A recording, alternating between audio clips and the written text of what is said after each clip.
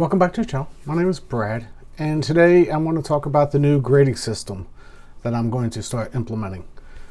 I'm doing this because some funds that I have reviewed may not have seen the best review, but if I grade them on this system, they're actually a very good fund, and I want to make sure that I'm fair to all the funds that I'm looking at. So the first one is, does it pass $50,000 in my $333.33 test?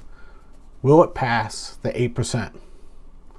My next one will be, will it pass a 10% withdrawal? That's a fair measurement, a fair bar. Synthetics versus holding the underlying. If it holds the underlying, it's going to get a 1. If it's a synthetic, it's a 0.5. And that's really because we actually get into some risk. And I want to make sure I'm fair both directions. Does it beat the S&P 500? Now, I have had comments about this. Oh, you should compare this to the NASDAQ. I need one KPI. One.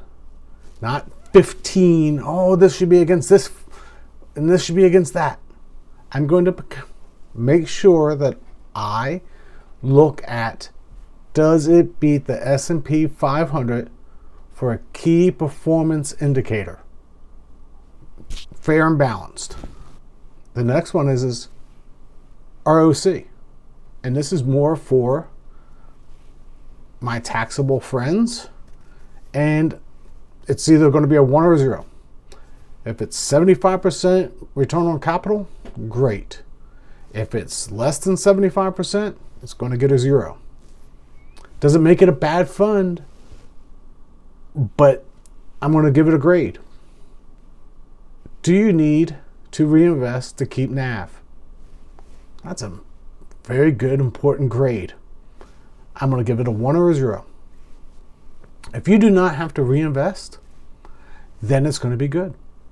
If you have to reinvest back into it to keep NAV, the risk is a little bit higher, and it might not be for some. Does it pass the 15% in keep NAV? That's a good question. Maybe. Maybe not. If it does, it's going to get a 1. If it doesn't, it's going to get a 0. Does it have more than 1 year of data? Always risky investing in something that's new to the market. And I'm going to say, hey, 1 for if it has more than a year worth of data, and a 0 if it doesn't. I think that's fair. Is it part of an index or a single stock? Single stocks, no matter how you might look at it, are always going to be more risky. And I'm going to say, is it an index with more than 15 stocks? Because there's indexes now of 10 stocks. 10 is not diversification. 15, that's really a rule of thumb of diversification, 15 or more. So if it is more than 15 stocks, then I'm going to give it a 1. If it's less than 15 stocks, it's going to get a 0.5. And if it's less than 50% tied to equities, let's say a TLTW, there's 0 ties to equities, it's going to get a 1. The next one is assets under management. Might not seem important, but for the longevity of something, I'm going to use a rule of $200 million assets under management. Some of these funds are big. I mean, big in the billions. They are not going to go away. Something under $200 million, a little more risk. They might close up shop. These are my rules for evaluating, and I'm going to start using this going forward. That way, just in case I'm comparing an iSpy and XDTE, iSpy is really a good fund. and might actually score higher than XDTE on some of these categories. But comparing one to the other, we should have a fair and equal playing field. And I will share this chart on every single ETF review going forward. And I'm going to go back and review some of the older funds in the next 2 to 3 months. And I will also include them in this for everybody to see. And lastly, and this is important also, and I will put this at the beginning of the video. Is it beginner friendly? Is it a medium subject? Or is it a hard subject?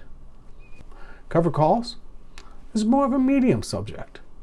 Buying puts on overnight exposure, that's a little more difficult. Time exposure, intrinsic value, if I have to use those type of words, those are harder subjects for the average person to understand. And I will label those as hard. If this is just a fund that you can put your money in and almost forget about it, I'm going to put that as a beginner level. Preferred stocks, maybe a SPY eye. You can set it and forget it. These are my rules for evaluating. And if it gets a 10 out of 10, great. And I am going to give a bonus point if you can drip at NAV, because that's actually a little more important than maybe people are thinking, because some of my funds might be paying 15%, but I'm dripping at a 5% discount and I only need 8%. So that's important. So hopefully you now understand the grading system, and I will link these going forward in either the description or in the pinned comment, or put a card in the video, so that way people will know how I'm grading it, especially if I say, hey, this scores an 8. But I want to make sure people understand how I'm scoring, why I'm scoring it that way, and why I'm not changing indexes or using other parameters. I think this is a fair way of talking about ETFs and giving them a fair grade. Until next time, God bless.